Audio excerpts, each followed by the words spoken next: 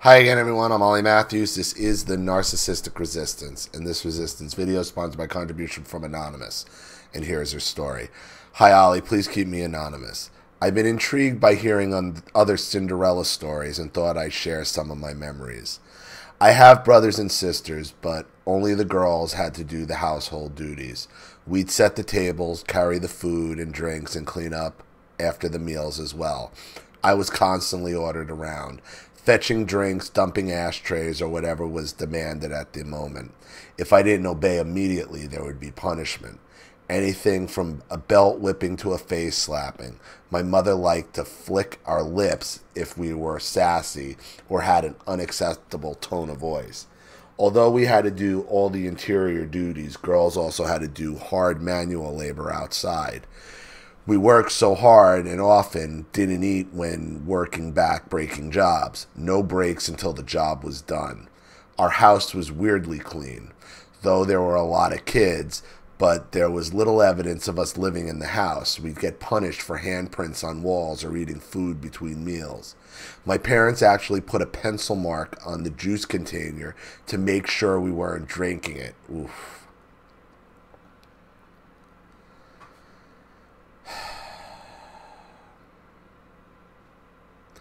I clearly remember all of us being in trouble for a handprint on the stairway wall. When no one would admit to the crime, we were lined up in chronological order. One at a time, we were whipped with a leather belt. It was repeated over and over until someone broke. I was 4. That's just sadism. I mean, that's just parents who like to beat children. They get off on hurting children. They get off on bullying children.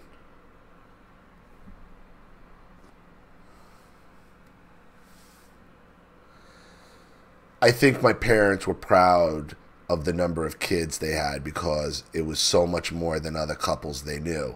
We had clothes on our back, a roof over our heads, and we weren't starving, but we were neglected.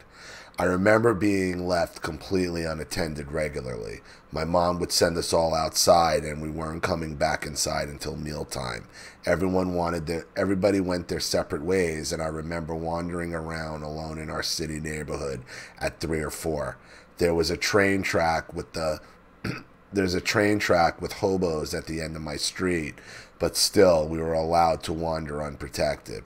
When weather kept us inside, I wasn't checked to see if I was okay. Dad had a steady stream of buddies come through, and there was heavy drinking, a lot of yelling, arguing, and chaos. I think we preferred to be ignored, and I would hide so as not to attract attention, anger, or be put to work as a waitress. Having children of my own, I realized the only toys I remember are a tricycle and a baby carriage that were passed down to me. Hand-me-downs are fine, but I have no memory of a doll, a stuffed animal, or anything special of mine. Yes, I had a carriage, but no baby doll. Any child I've known had something special to them, even if it's a blanket. My mother gaslights all these memories and questions. She says that never happened, and I'm wrong. Thankfully, because my siblings' verification of all this, I know I am solid, and my memory is accurate. You're always wrong. The narcissists always said it never happened. They always say it never happened. It never happened. Really. And then when you confront them with more information or proof, that's when they get nasty and violent. I'm over 2 years of no contact with the narcs in my family. I don't think my mom will ever try to get me back in the fold because I'm too much of a threat to her story at this point. She did try things along the way, but since my wake-up, I haven't responded in the way she thought I would, and I am dangerous to her false image. She has plenty of other kids to torture who live closer. I have severed contact with everyone connected with them and everyone who enables them. I feel no guilt, and I don't miss them. I feel better every day, and I'm enjoying a peaceful life that I always wanted. Thank you, Ollie. You've helped me and so many others.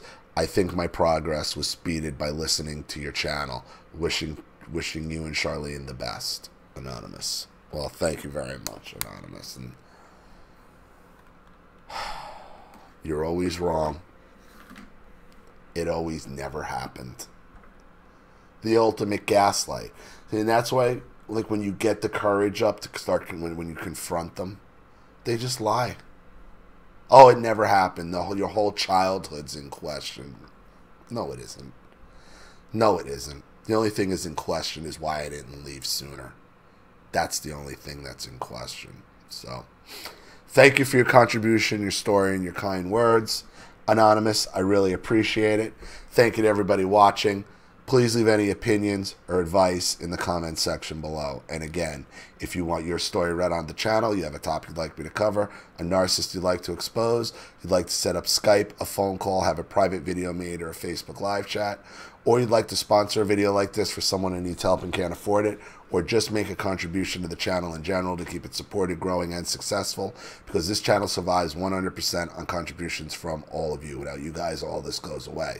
If you like what you see here and you want to see more videos like this, you know what to do with the PayPal and email links in the description box. Also, please like and share this video wherever you can. Subscribe to my channel if you haven't, and be sure to click the subscription bell to be notified of all my video uploads. I'm Ollie Matthews. This has been The Narcissistic Resistance. Take care.